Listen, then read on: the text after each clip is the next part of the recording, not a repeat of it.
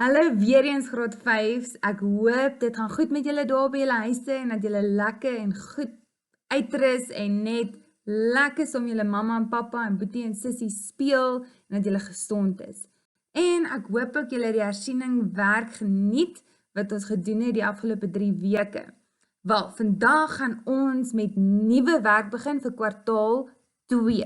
So eerstens wat ek wil hê jy moet doen is jy moet jou wiskunde skrif vir my uithaal en jou wiskunde handboek.